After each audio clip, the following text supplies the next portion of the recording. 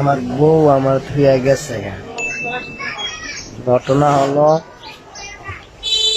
আমার ছেলের আমি পড়াইতেছিলাম, হঠাৎ করে ছেলে একবার বলে উঠলো, বাবা, ছেলেরা ফায়ার সার্ভিসে চাকরি করে, মেয়েরা কেন করে না? আমি বললাম, মেয়েরা ফায়ার সার্ভিসে চাকরি করবো কি? মেয়েরা সারা জীবন করে এদিকে আগুন লাগাই লাগে, আর আগুন নিবেব কেমনে?